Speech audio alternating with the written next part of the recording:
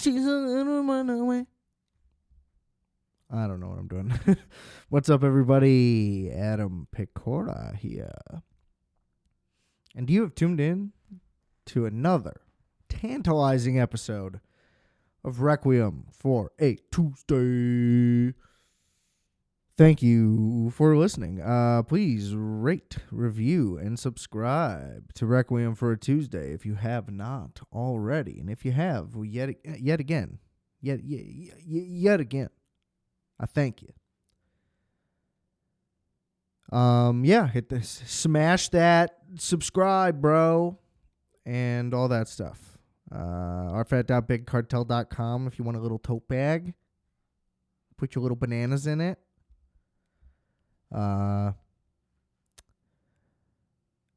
Adam.rfat on Instagram if you want to look at these chubby cheeks. Oh, you want to pinch them?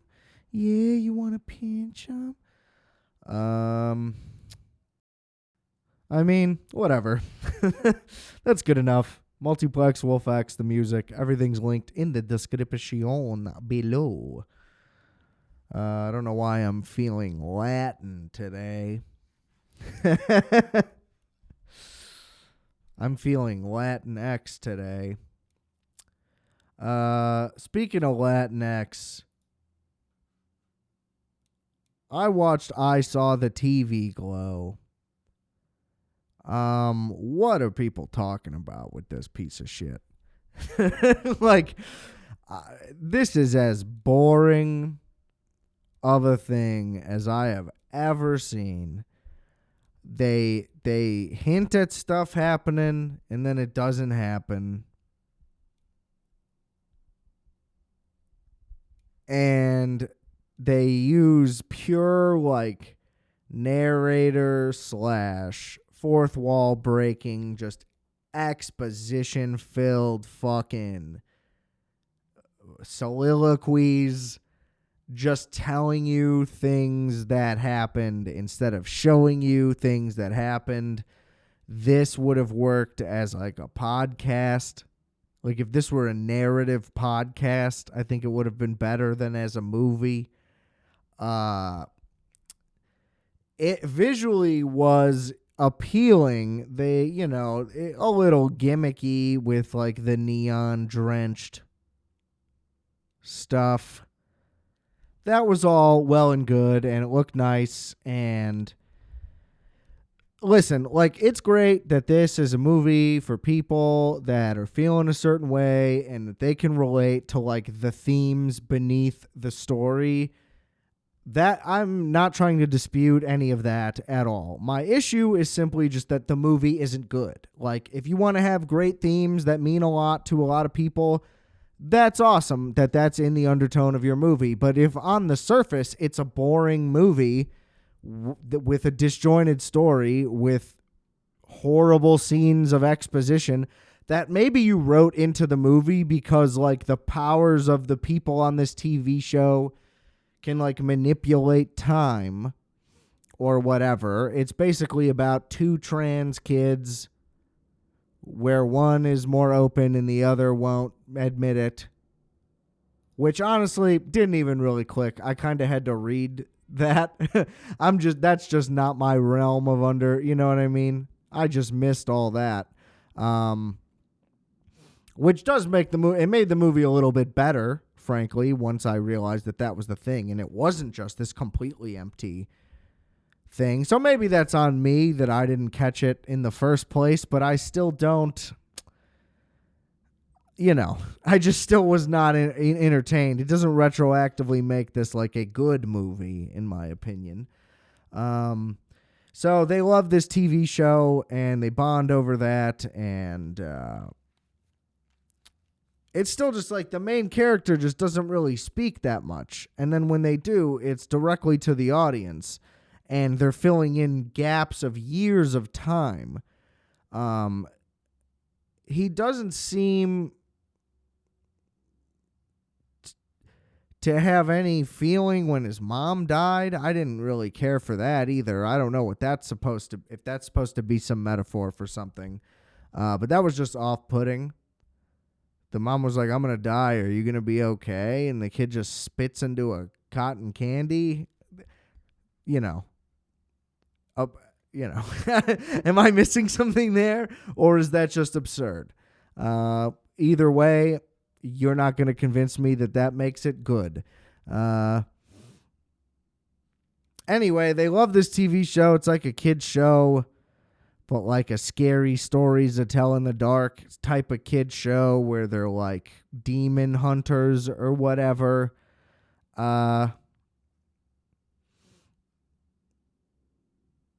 Whatever. Not a whole thing. And then it's basically like the girl's like, we've been living in the show, but you need to kill yourself. And that's the whole metaphor. But like, it's just, I didn't like it. I really don't have anything more to say other than, just does not work as a movie for me. The acclaim, if that has, I just don't know where that comes from.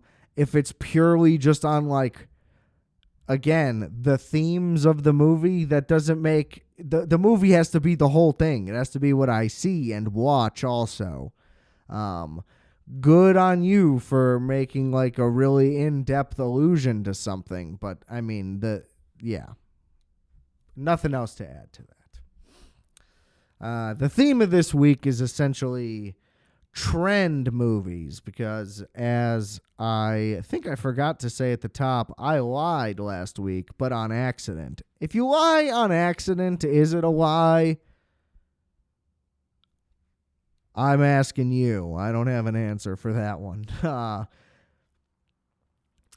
I said it was going to be Joker double feature. That movie doesn't come out until this Friday, which I will be seeing it. Technically, there was a screening today.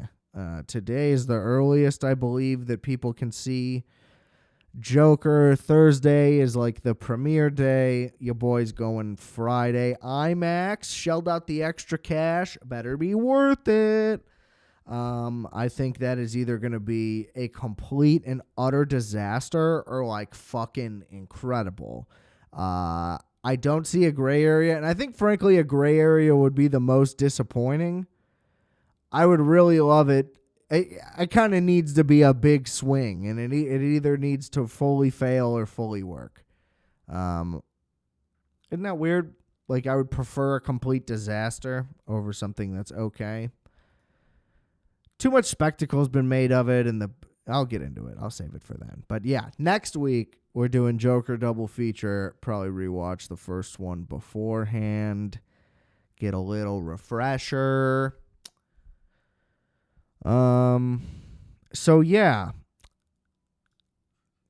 Rebel Ridge is the next hot movie. So I saw the TV Glow was top 2 or 3 on Max. Rebel Ridge top 1 to 3 on Netflix. This was a Netflix original movie, whereas I saw the TV Glow did have a brief theatrical release, A24. But Rebel Ridge, not the case. Straight up Netflix production, not even acquired by. Look at them.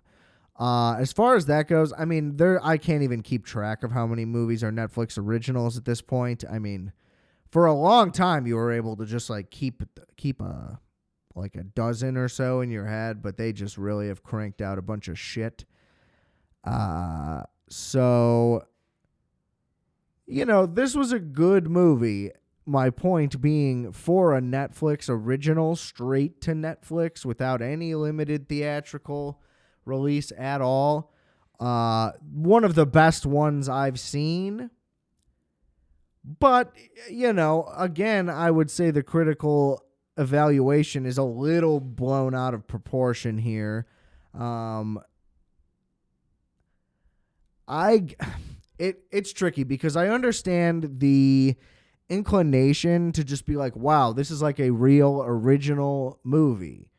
Bravo. Thank you for doing a real original movie that has a solid budget and good actors and is of a good quality.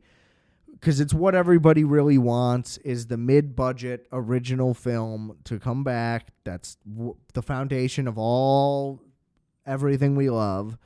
And it does, it's, I guess people are kind of grading it on a curve is the way I perceive it, because it's the type of thing we want. So why grade it on like a true scale? Or I'm just harsh and, podcast and written movie criticism has gone softer these days. So this movie, I don't really know where to begin, but John Boyega was originally supposed to star, and there was like odd reasons for which he left. I could see this movie being with John Boyega, and that would be good. But this guy, Aaron Pierre, was incredible. That's all that I heard, was that this guy's awesome and should be a movie star, and everybody's right. He was fantastic in this movie. This is essentially like a straight-to-DVD trash action movie, but like the best quality version of such. So I say that with love. That's not a knock on this at all. It's just as it would be called on The Big Picture, a garbage crime movie. But not really. That's not what this is. The crime is being done by the police. So Rebel Ridge starts immediately. I kind of thought that I accidentally hit skip. You know how you hit it once and it goes like 15 seconds? I thought I maybe did that because it starts so quick, which probably would have been very impactful on screen, like a theater screen, and not seemed like a mistake. But you can't fault the filmmaker for making a film that is supposed to be viewed as such. Anyway, dude's just hauling ass on his bike. I know that I'm just thinking back. I'm realizing right now. I'm aware that was like a lackluster like recap version of I Saw the TV Go. Let me tell you guys, like, I kept checking how much time was left every about 25 minutes because I was like, oh, is like something finally going to happen? It took the first 25 minutes of that movie for them to just like set up the general plot. Like, it was a slog. Like, I don't think I'm exaggerating in saying that at all. So that is why I really just didn't have the energy even to just like try to go through it, because like, it's like once I realized what it's actually about, it makes sense that the plot is so fucking terrible because it's trying to just say something else, but like the actual movie itself is just so terrible that there's nothing to go through with that really at all. They just keep skipping time, but nothing interesting happens. Like, I don't know how else to say. It's just boring after boring with nothing. And it's like trying to be artsy. It's maybe trying to be Lynchian. I don't know if it's going for that, like an absolute embarrassment. That is an impossible task, to be fair. But I just did not. Anyway, so Rebel Ridge was fun, at least. Also too long, though. I don't know why this is 2 hours, 10 minutes. This could have easily been, 90 ideally, but if we can go an hour 40, an hour 50, cut 20 minutes off of this, because the plot does get unnecessarily convoluted in the middle for like no reason at all. And they could have cut a whole side storyline out of this, and it would have been a much neater movie, and the ending would have been, I guess, more satisfying. So anyway, this dude's just hauling ass on a bike, trying to post bail for his cousin. And the cops are trying to pull him over, and he's hauling ass, and he has headphones in, so he doesn't hear them, and then they just hit him, which, like, I get it that, like, cops can, you know what I'm saying? Like, cops are fucked up when they do crazy shit like this. I think if a dude's on a bike, you don't hit him with your car to get his attention. Just, like, no matter what. That's just me. I don't know. I just don't see how that doesn't work against them. Anyway, they seize the money he has. Now, he has like 10 grand for posting the bail, and then he has 26 grand in cash to buy a truck. This is a flaw of the movie because there's no reason why this man can't have a bank account. As far as I'm aware, like, to buy a truck with. I get it if you need to, like, bail bondsman have cash for bail. So that was unclear to me. Maybe they say it's for some dumb reason at some point, but I don't know. Anyway, they just steal it, and they call it civil forfeiture, which basically just means, like, if a cop pulls you over, they can take whatever you want if they think you're up to something. I'm pretty sure. And then, like, even if you are not arrested, even, or, like, charged with anything, I think, like, even if you, like, didn't get a ticket, they just take it, and, like, you just, like, can't really get it back. Pretty huge loophole flaw in the system. And I'll just jump ahead. It's not a huge reveal. It's basically like this town's like fucked with money, and the cops have like no funding, but I think it's also like technically their fault for some reason. I don't know. So they just like go around civil forfeituring people to like have money. They like pay their own salaries with civil forfeiture. So there's like a cycle, I guess, of them falsely arresting people or whatever, or they just like keep tabs on whoever's arrested and is going to post bail, and then they like rob the people going to post bail.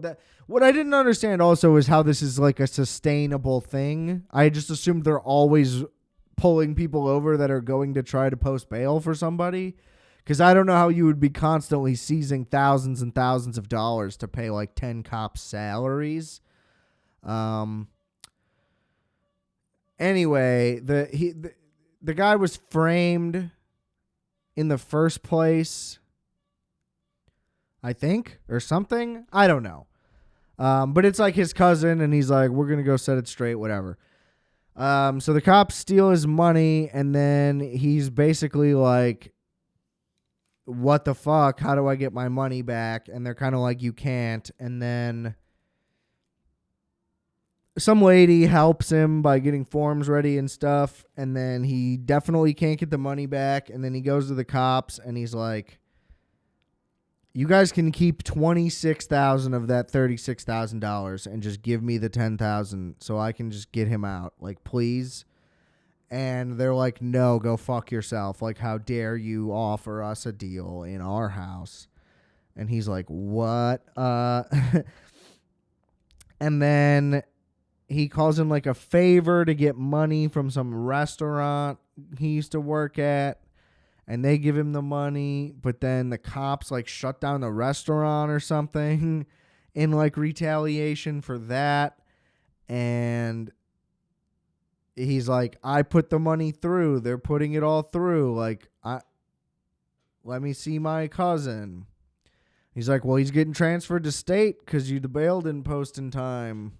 Come in the morning, you can see him. Or like, yeah, whatever. Or maybe potentially, maybe you can get him out like right before we transfer him. Something. And he's like, all right, will do. And then he shows up and he's like, bus left early. Fuck you. And then he hauls ass on his bike and catches up with the bus. Another part of the movie I really don't believe. He's banging on the side of this police transport bus.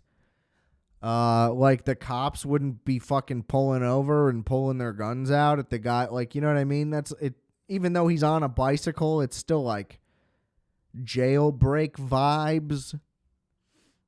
If not just like a nuisance and an unnecessary distraction. Anyway, basically the dude's a narc and is going to get murdered if he goes to state. And he goes to state and gets murdered because he tells him to do protective custody, and I guess they like intentionally told the jail like to not listen to that or something. So his cousin is murdered, and then the girl, like while helping her out, or while helping him out, she discovers that like there are like a ton of cases that are just like his cousins where they're being held in jail for the maximum amount of time for no reason, for just like minor crimes, like because they can't post bail or for whatever reason. And then this is when it gets off the rails. They just like inject the chick with heroin because she's like onto something. And it turns into this like conspiracy movie for a minute, but it's really poorly written and it just goes by really quickly. And all the cops are like total scumbags, whatever. They fuck with a bunch of people. They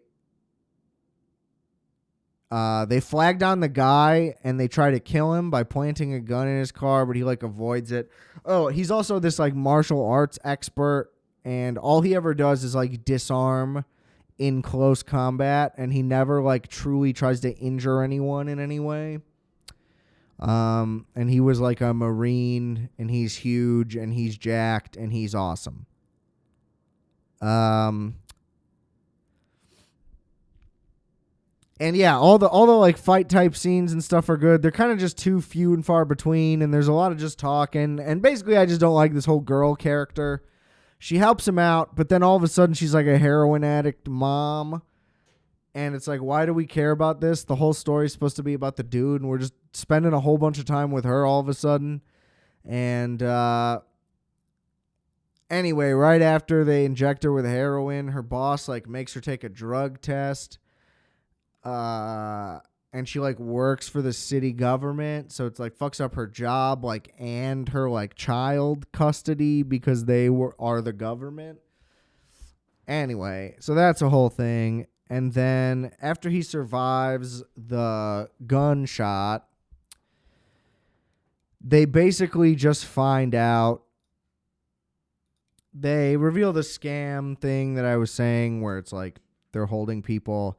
And then they reveal, like, the true reveal is basically just that, like, they hold people for 90 days. So they can't get public defenders.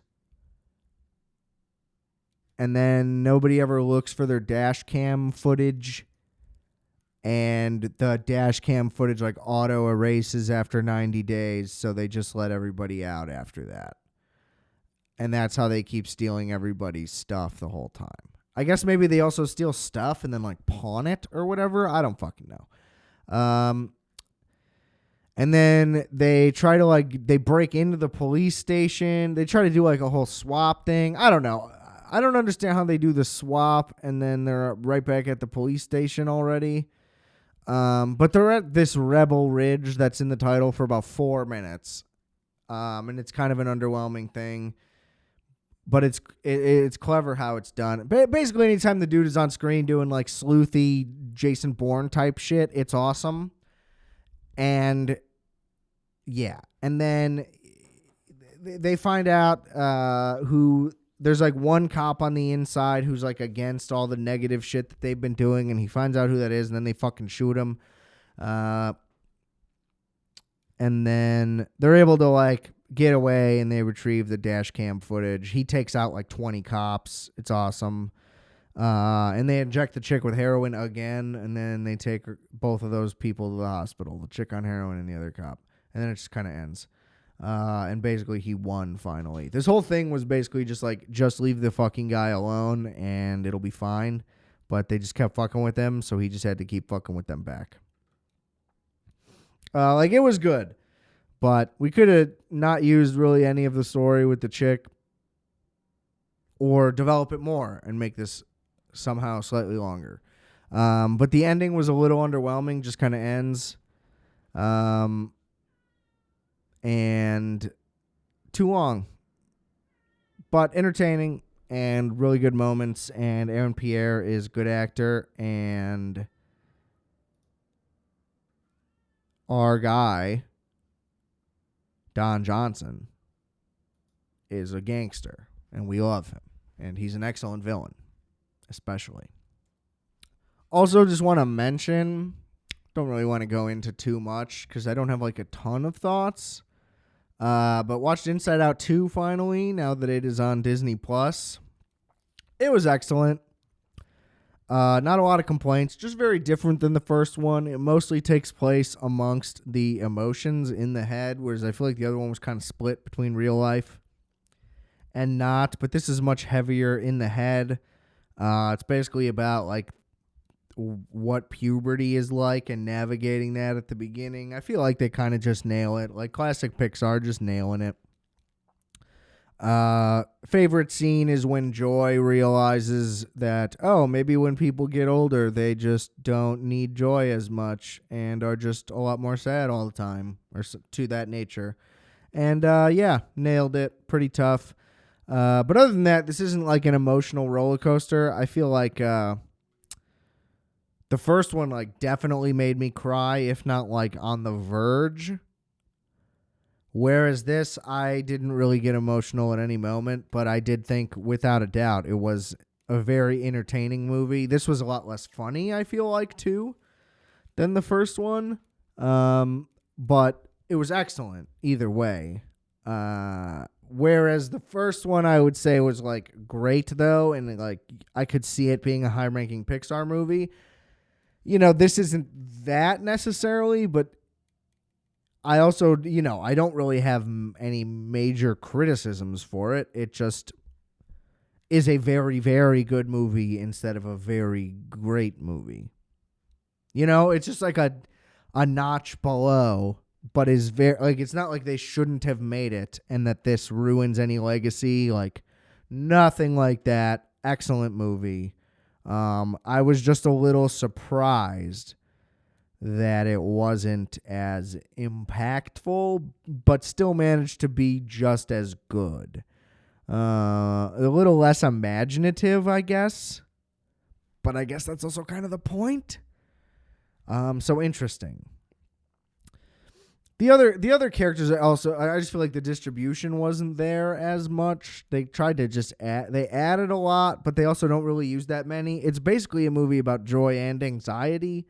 Whereas I guess the other one did get kind of split, but it would cut back to different things. Like the three would be alone, and then joy and sadness would be alone, and then it would be the girl and her parents.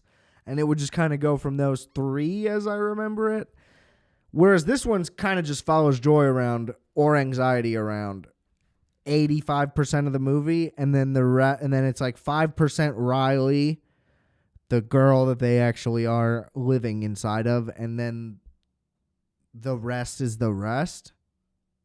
You know, we can work on those percentages, but great movie. Just wanted to throw it in the ring while we're talking. I don't know how new it was added. I don't go on Disney Plus like ever. There's just no Hulu ESPN only package that I'm aware of, so I just pay for all three. It's worth it. Technically, I'm fine with it. I've made my peace. But either way, those are trending movies on streaming services this week. And Joker next week. IMAX. Mark your calendars. Papa's excited. Papa's excited.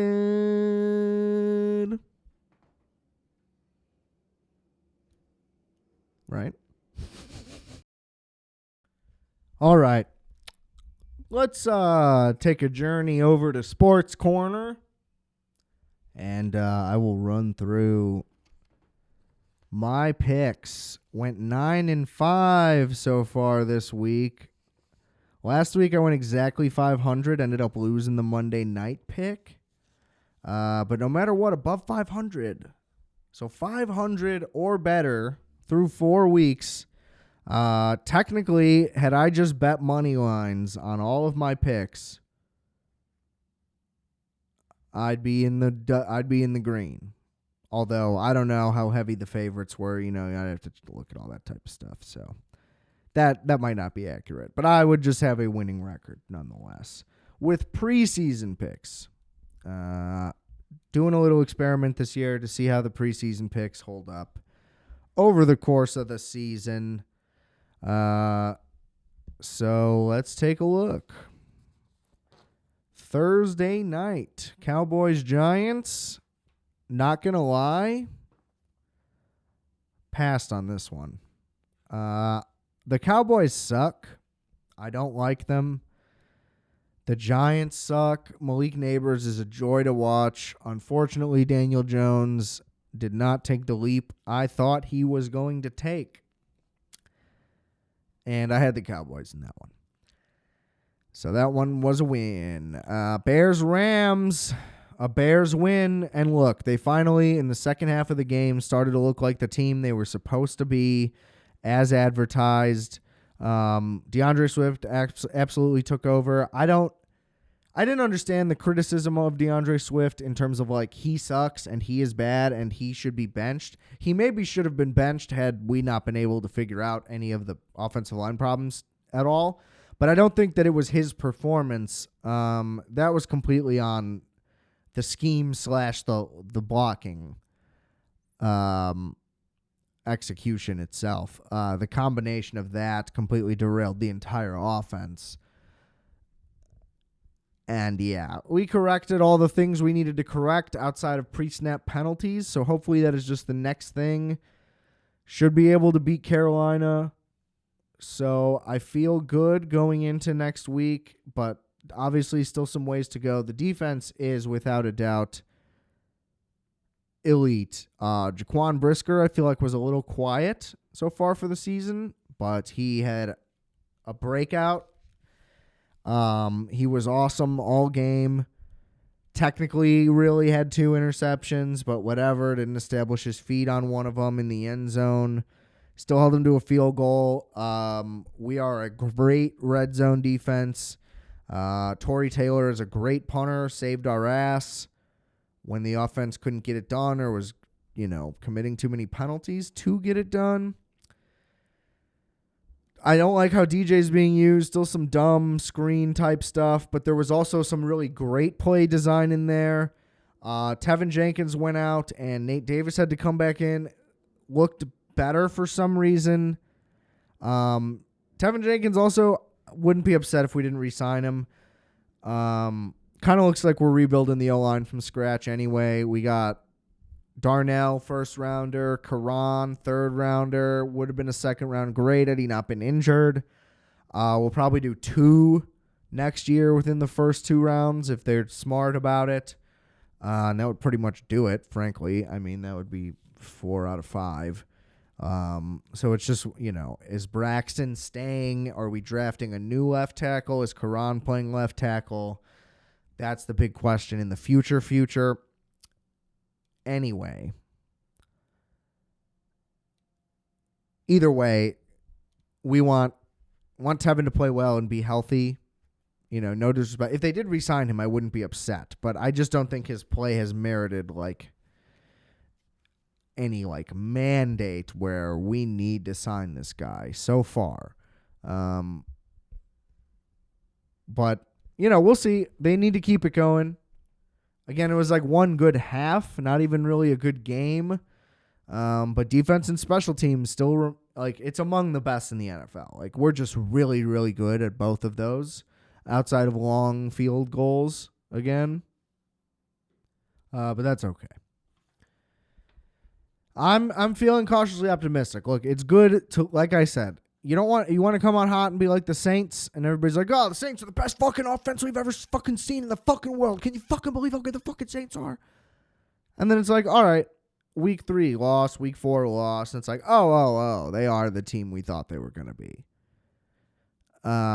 You want to round into form rather than come out blazing and then shit the bed.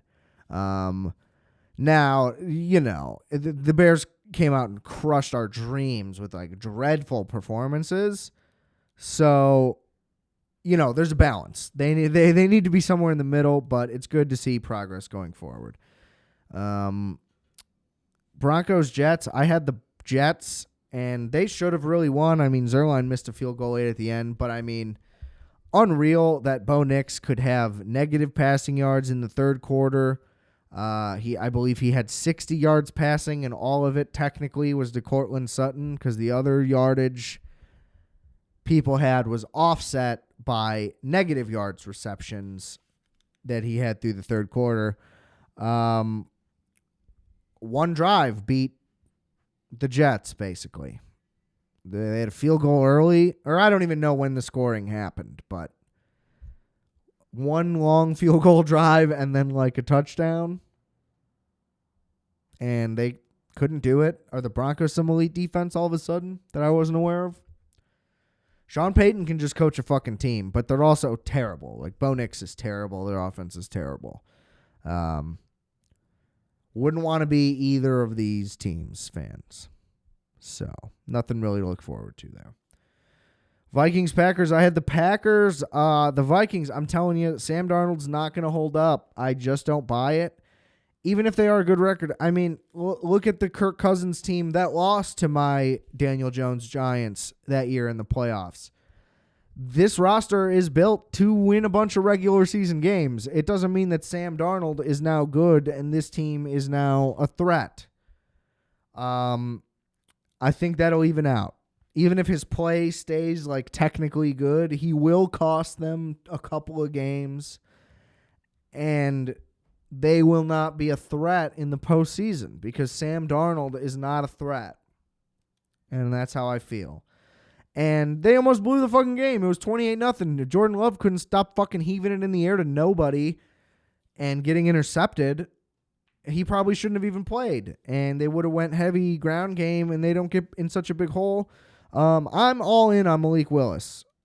I love Malik Willis. I have been playing with him in Madden since he was a rookie because he's super fast.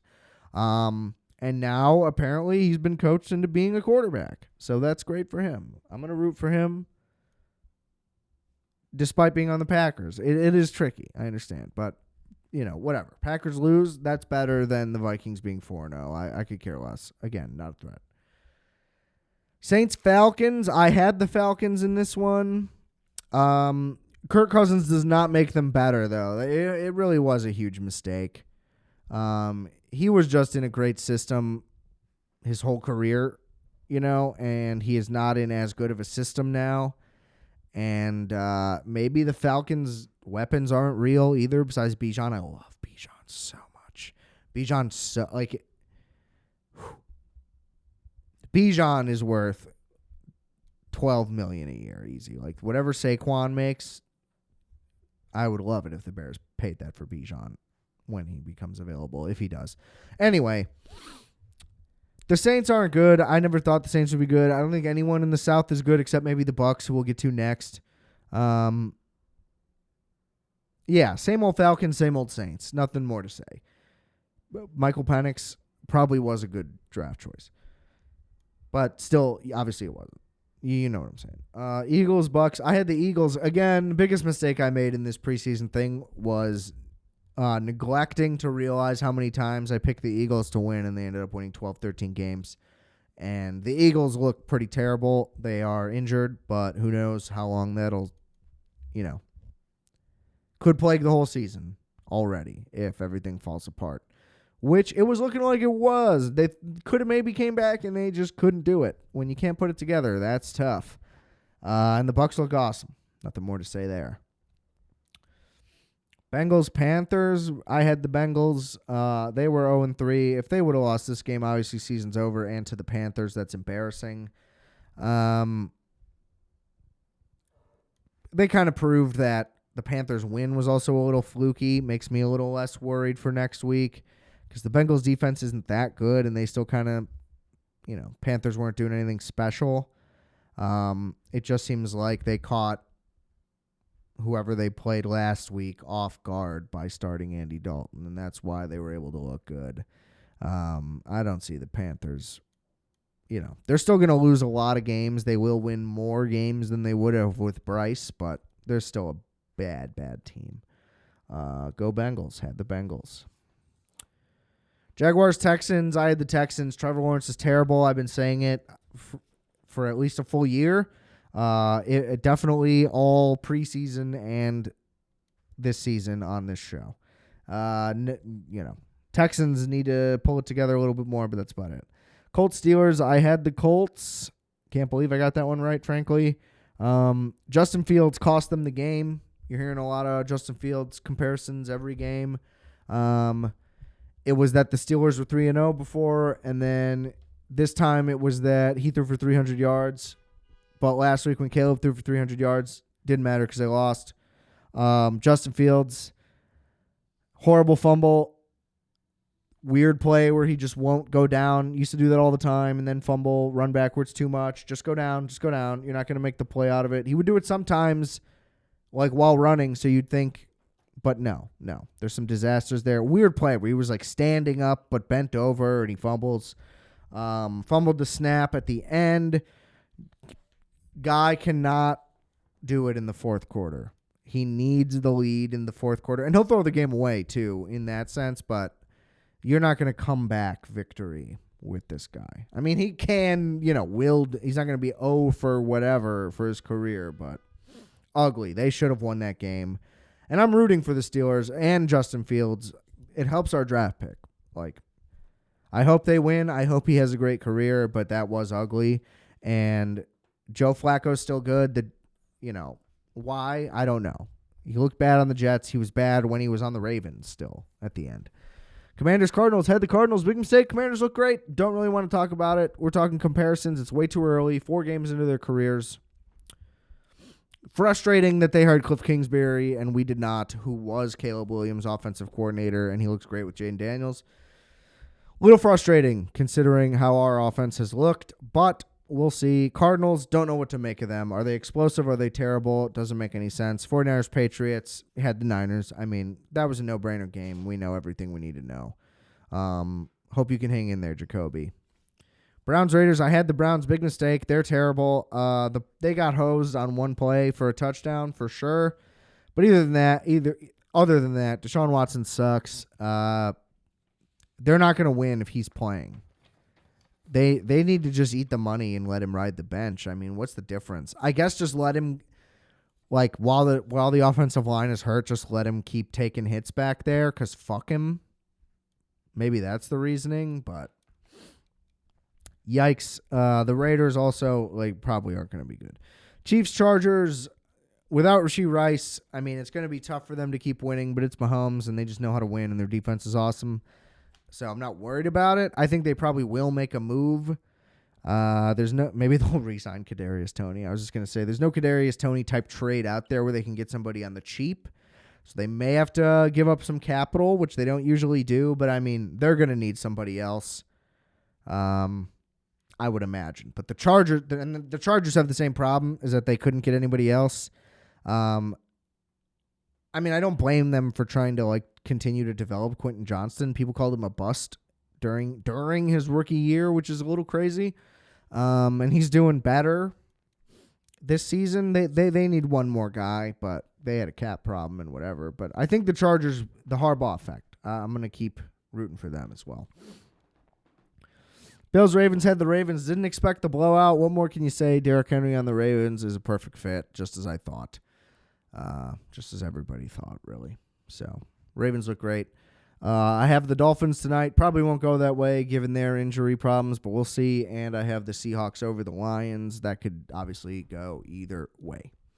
This has been Sports Corner. This has been Requiem for a Tuesday. thank you all for listening. I appreciate it. We love you. Let's get the numbers up. Share this episode. Review this episode. Rate this show. Subscribe to this show. And yeah, do all that great stuff. Check out the links in the description below. Lots of good stuff for y'all. And remember, I are fat. You are fat. We are fat. Calculator.